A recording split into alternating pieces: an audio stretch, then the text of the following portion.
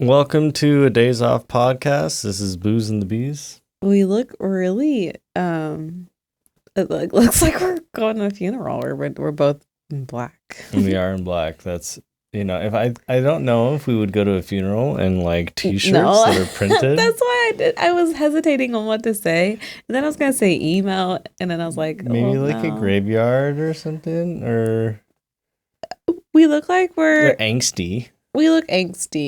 Maybe we're about to go to a rock show. Maybe? Ooh, rockin'. Do we look like rockers? No. Do you think the audience out here thinks that we are rockers? Rock and roll, baby. You might be surprised. Find out on the next episode. We were out till almost 2 a.m. last night. Really? I know. Was it? Yeah. Well, because we had to wait in and out. Yeah. Not too we long. Got in and out at like 12:40, so like almost 1 a.m. Oh, okay. Nice. Because it closed. It felt later. I'm exhausted. She still feels sick. And I was like, one thing to remember about hangovers is that part of it is you're super dehydrated. The other part is you've had no sleep.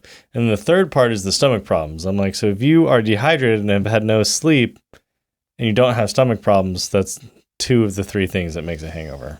Yeah, I was gonna say, to preface, we don't drink. We don't drink. Yeah. So it's crazy that it's taking me this long. It's honestly ridiculous. It's taking me this long to recover from a night out. It's not like we were out all night. It's like the party Literally started at 1. 8. So from 8 to midnight we were partying, and then from then on we were just in the car eating French fries and driving. So. I don't know why. I mean, it was we were standing, loud music, lots of people. It's not and you're moving, and it was hot, and you're like sweating and stuff. And we had no water because you couldn't leave the crowd and come back in, or you'd get in a fight because it was a Jersey Shore event. Yeah, those events where it's not like you don't have a seat, it's just all open. And so and we were in a good spot. And it's not like a rave where it's like peace, love, unity, respect. No. It's like, no, it's very much like I'll fight you, and they did. People are saying that that plur is kind of disappearing at raves. Is it? I don't know. I don't go to them, but I've seen some comments of people saying that it's just not so peace, love, unity. What's the R? Respect. Oh yeah. There's not a lot of that. I think a big part is I was talking about, this new generation, 2024 generation of young adults growing up. A lot of people want to be like super strong and independent, but also don't get hit as a kid. Not like by parents, like by other kids. Like when you're like a teen, like you don't get into fights. Like there was a period in time, if you talked shit, you got punched in the face.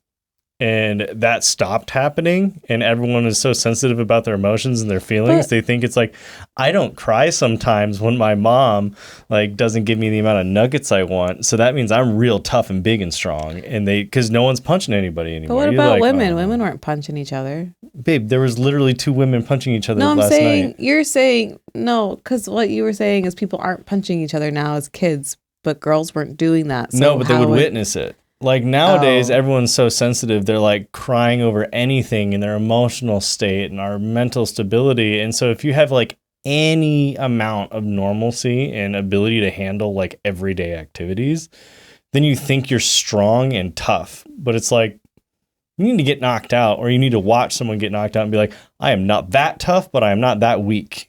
And to get over things. I think also too, the internet was making it so easy for people to say whatever they want with no any consequences. Mm-hmm. And so that's what we're used to. And so when you do it in real life, you're like, oh my gosh. And with COVID too, it was 2 years not having to even talk to people. And so everything was online, and then you get back into groups of people and everyone's just rude and mean and wants it their way. And if it's not their way, then they'll report you. There's no one to report. It's not the internet troll. Real life. And so they're going to go through a really hard 10 years, and I think that'll help them become adults. I think our generation also had their own issues coming from our parents, where they have like a 90% divorce rate. Okay, it's not 90, but it's very high. It's like a 60% divorce rate for our parents' generation. And they crashed the housing market. It's 4 times more expensive to buy a house than theirs. And so we came up in that environment and having to deal with their problems. And now the next generation is dealing with the internet problems. And that's like, how do you socialize? Because at least when we were inducted into the internet, we had a real life experience first, and then internet experience. They went right into it. And so they have no real interpersonal skills. Definitely. And it's something that I still think it's always the parents' fault for not being able to teach those interpersonal skills. And that's why us talking to Chloe on how to behave, because a lot of her friends are just so rude. And it's like, just because your friends do it, you're going to realize it sucks, and you're not going to be friends with these people, or they will change. But you want to associate with other people that are good, that learn that it's not okay just to hang up on people or to start drama and then talk to friends behind back. Like, you're not going to do that because you don't want to hang out with people who do that. Yeah. And so it's up to the parents to teach their kids, like, the internet is a weird Wild West, and that it's not normal to be like that. Because it is. It's very normalized to be a rude person anymore.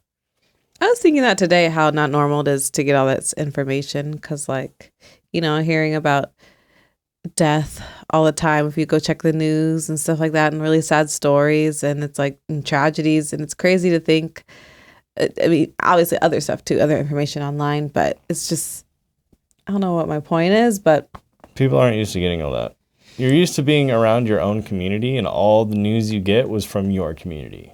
And if you lived in a small town, it's, oh, someone got a new cow again. Did you hear about that? You know, that was the news, you know? Right. Yeah. We had no idea what was happening in the next state, let alone across the world. And if they did, it was a newspaper, which you might get like once a week by a reporter who finally spent months out there. Now there's 24/7. Yeah, 24/7 news cycle where there's 1,700 reporters from all over the world reporting on the same thing, and it with could be different fake news and real news. Fake and real. And it's too much. It's a lot. It's too much. We can't go back now, right? No, we can't make it better. It's how do you adapt to it. It's how you adapt to it. It's how you make it better. Yeah. And that's a really big thing that has been missing because adults don't know how to adapt to it. So how do you teach your children on how to adapt to it? Mm-hmm. And we've come through so many advancements. I mean, you got to imagine the computer came out in the 80s and they said it was going to ruin people. In many ways, it did. For our generation, it did ruin a lot of people. But it also made the world's youngest millionaires because they added so much value to the marketplace by learning how to understand the internet. So it gave a lot of opportunity and did help the world grow and grow closer, but it also hurt a lot of other people who couldn't utilize it. Mm-hmm. So it's just about how to adapt and pretty much also how to raise your kids. Yeah, which no one knows the right answer. So we're not here to tell you the right way. We're going to tell you what we do. What we would like to happen is for her to be reasonable and responsible and more than anything honest, because you can lie to yourself. If you lie to other people, you can lie to yourself. And it's like, there's no reason to lie to yourself. It's like, people are lying to themselves all the time. It's crazy. Every day. And there's no point. And they don't even realize sometimes. I'm a queen and a 10. And you're like, you're a 6 on a good day and That's not even what I mean. Broken. No. You know, you're probably okay. Stop it. No, I think you should definitely, that's a hard balance for me, is like, you should have confidence in yourself. You should, but you should be aware. Like, I know I can't compete in a Mr. Olympia contest, and that doesn't make me like less of a man or a person. It's just I'm aware I would not win that contest. Mm-hmm. And that's okay. I don't have to win the contest. Mm-hmm. Not most people don't. So it would be odd not to. So it should be fine to say, oh, I know where I'm at. So how can I maximize what I'm good at? Because you can still be a great person, you know? And so that 6 becomes a 10 to the right person. You know what I mean? It's like, but you want to embrace the good parts and then say, what are the parts about me I would like to change? A lot of people lie to themselves. They think life is going to be different if they're something that doesn't help their life. It's like, oh, if I get a degree in major art, theatrical literature, dance studies, I'm going to be a millionaire. You're like, none of that will happen. You know, but you can go take your dance studies class, but not going to get very far with it in a job realm, you know? Well, it's just, in a sense, with like the lying to yourself thing, it's like when you have all this bad influence and you don't know it's bad influence, you're just going to think it's right. So it's kind of like, and then they're refusing to change too, or gain new influence and stuff. Like that's kind of like almost lying to yourself, like, no, I'm right, and like this is the way. I'm right, and this is good, but what do you have to show for it? Nothing, but that's because everyone else is weak. And I'm like, okay, so let's imagine you are right, and the world is this place where there is no good result. Is that a better option than just saying maybe you're wrong? Like, oh, I can't find any good men because all good men are gone, and all the men really want is a bad boss bitch who's like mean and wants to fight, and then I just need the strongest top guys to want me because that's how it works, and that's how you get the top guys. And I'm like, if that was the case, where's your top guy? And then also, maybe you're just wrong. And if you are right and you don't get results, that also sucks. If it's really true, there's only like 5 good guys in the world, and that you're the person they want and they just can't find you, it's like, that's an awful life to live. Or maybe you're just not right. And maybe there's a million great guys for you and you're just lame. Well, kind of like when we were watching 90 Day and those women were all talking with each other. And then they were like, she was talking about how she decided how she wants to make a career change and leave her career to become a singer. And she was talking to her sisters about it. And they were like, oh, like, I forgot how it got brought up. It was like, I don't know why. I didn't want him to make him think like I needed his permission to do this. Oh, yeah. She was saying, yeah, I don't know how to bring it up to him that this is a career choice. I'm like, you don't have to bring it up to him. Just do it. This is your thing. He really thinks he has an opinion in the matter of what you get to do with your life. You think he has that kind of authority? It's like, well, if the guy quit his job because he wanted to go be a pizza worker because he likes pizza and he started at minimum wage after he was making hundreds of thousands a year, you'd be pretty upset because you have a family with this person. It's a pretty major life decision. You should discuss it. It's ridiculous to say everyone is just, no, this is my word and that's it. He has a choice. No choice for him. That's messed up. And it was like, and it was her 2 sisters always had a negative thing to say for everything, anything that was happening. And it was pretty obvious that they were not happy. Yeah. So it's like, if you're not happy, but then you're just giving advice out to people, that it's like, you're just making everybody miserable. Like you. That's what we're all supposed to feel. We're all supposed to feel how you feel, which is miserable. And which is so funny too, because they came from a top 1% multimillionaire family, and they don't have jobs and their family just gives them money, and they're handing out advice that doesn't apply to anyone. Your life has been so simple, yet you're still miserable, still negative, still single, and only have bad things to say about people. It's like, maybe the way you lived life is wrong. Maybe being negative and angry is just not the way to go. And it's also not attracting the good things in life. And you happen to be born with money and a golden parachute, so you never have to experience real life. If you were born poor with that attitude, you would have gotten your teeth knocked out day one and realized to be nice. That's why there are so many people who are, middle income, lower income. They're just such good-hearted people, and they just never got an opportunity. And that's why so many of them hate the rich, is because they see scenes like this of the spoiled children, but not the parents who actually worked their butt off to get there. And that's why it's so important to teach your children, like, look, don't be a dick. It's the moral of the story. I think that's the moral of this episode. I don't know if we can title it that, though. If you said don't be a cock, do you think they would think we're talking about chickens? Maybe it's the term for a male chicken. Can you type that out on YouTube? I don't know. I don't either. Because isn't a dick something too besides? No, a dork. It's a dork. It's a whale pecker. Okay, I said all those bad words and then I say pecker for the last part. I was waiting for me to finish, because I was gonna say, isn't dick something else besides like being an asshole? And I was waiting for you to be like, yeah, male genitalia. Oh yeah, nice. So I was waiting for you to do. Yeah, don't be rude. It's not that hard.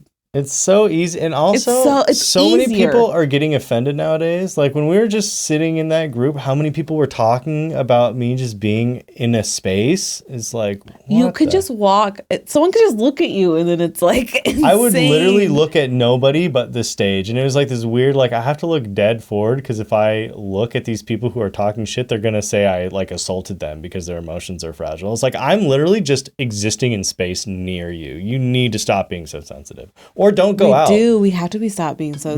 We think people like It's all about me, and my feelings matter more than everybody else's. And if I'm uncomfortable for whatever reason, and that's the worst part, is you choose to feel uncomfortable. It's not because you're uncomfortable because something uncomfortable is happening. It took me a while to realize that. You choose to feel uncomfortable about a scenario. Mm-hmm. Yeah, and man, I was gonna say something good. There was one moment too where she got a weird vibe from somebody, and I looked over, and I didn't get the vibe. I can't tell if they were doing something please weird. don't say the whole thing. That what happened? Okay, I don't know what you don't want me to say. Who the person looked like? Oh no, I'm not gonna say that. But there was somebody who made them feel like she just felt a vibe from the person, and I look over, and it's an odd looking person. And from my point of view, I'm like, this just seems like an odd looking person who's just in a place trying to socialize and people are looking at you and you're alone. You gotta trust my intuition though. Yeah, and that's the thing. But there's a lot of it now where that guy could have just been, I'm lonely, I'm out here, I'm looking for friends. I looked at somebody, they got a weird idea of me, now I'm uncomfortable, and they disappeared, they left. And it's like, that would have been sad if they were really just trying to feel one with a crowd of people because they had no one to go with. And that crowd of people pushed them away because they weren't. It wasn't the best crowd. It wasn't the best crowd. It wasn't the best crowd. And that's the thing, is it would be cool if we could become a better crowd. Broadway was a more accepting crowd. It's a really accepting crowd. Really good people. And that's the thing, is just to make sure, if you want the world to be a better place, you have to look at yourself and is like, am I excluding people because of a feeling that's really not based on anything? Because there is a reason to like walk on the other side of the street. I didn't do anything though to make someone feel like I was excluding No, them, but though. Exactly. She wasn't talking crap or anything like that. She told me in private, like, hey, you know, this person just gave me a weird vibe. But it wasn't like we pushed them away or did anything. Like these people were physically pushing people away, like actually pushing. Oh, it was insane. Yeah, it was really rude. Lots of fights, and it was awful. So it's about being accepting, but also being aware, because you know, if I was walking on the street and like a couple people in hoods were walking the same side, I might want to be like, it's the middle of the night. I'm probably going to go across the street. It's like, is that rude? Should I have been accepting of them? It's like, no, because they could have mugged me. And it's like, oh, why? Because they were wearing hoods? I'm like, no, because there's two people on the street. Like, what? I don't need a reason to not want to do that. I don't know if you've ever done this, but when you're in a car and like you're parked and then you see someone coming and then you're just like, you lock it, but then you don't want them to hear it because you're like, it could have been anybody, not you. I'm just locking the door now because I'm aware there's people around. And look, it's lock your doors at night. Close the gate. You know, there's things you should do that's smart. And if you get a bad vibe about someone, you know, follow it. But if you just rude to everybody, especially in a group event like that, where you all had something in common because you're all there for a common purpose, that's what peace, love, unity, and respect was about. There's a common group of people that are all there to celebrate one thing. But it's the new generation of everything's about me, everything's about my emotions. I'm the only one who's important. And if you get offended, it's you and your group of little offense. Mm-hmm. And they're all going to fight back to other people who offended them. Mm-hmm. And it's just not a recipe for success. It's not. It's not. So I would love to bring back a culture of positivity. Because like people have been fighting at like some of these raves and stuff now. A rave just became a normal concert when it used to be like an underground unit of very specific type people. Now it's just the common thing. So I don't think until we invent another type of genre of music are we going to get that again, which I think is just Taylor Swift right now. What do you mean? They're doing more of the plur stuff than the plur community is. They're like, you know, that's what the new genre is going to be, is just like this pop stuff. But I would love if it was for more than 10-year-old girls. You know, I would love if it was more inclusive to young adults in their 20s and 30s. I would say even 30s are old, man. I'm getting old, but at least 20s, because the 20-year-olds kind of do shape the world. 30-year-olds are kind of making their place in the world. 40-year-olds, 40, you're kind of like, you got your stuff together, maybe you can afford a vacation. Wait, what do you mean though? Like I say, when you're like, before you're 20, you're learning the world, you're not really contributing to it. You're taking from the world. You're taking knowledge, you're taking resources, you're taking from the world. 20, you don't know what you're doing. You're learning the world, but you're learning it on your own and you're contributing. You're working a job. You're using skills you learned to actually do something. You're not very good at it, but you're doing it. But this shapes the culture more than anything because you're actually contributing to the world and taking from the world. You're taking knowledge, but contributing. You're trying to find out what you want to do. And so you have a say in voting. You have a say in your community. You have a say and you can maybe start to buy houses. 20-year-olds, mid-20s is when you actually start to really make an impact on the world. So that generation's huge. 30, you've kind of figured out what you want to do and you're doing that thing. 40, you can actually take the stuff you've done and go use it. And now you're giving back to the world. You're giving knowledge to the 20-year-olds. But 20-year-olds are changing the world. I think they're the biggest change. The 40-year-olds are using the world that exists. 20-year-olds are currently changing it. So I'm just trying to think how I changed the world in the last 10 years. I feel there's been a huge cultural change. How you party by drinking and then not drinking, you're part of a community of people who are doing that. Drinking is at an all-time low.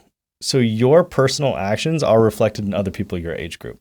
The fact that drinking is at an all-time low right now, it's because 20-year-olds are changing. You think if 40-year-olds have stopped drinking as much as they used to? No. That's what I'm getting at. The 20-year-olds are still shaping how they view the world and how they're going to experience the world for the rest of their lives. You know how they say old dogs don't learn new tricks?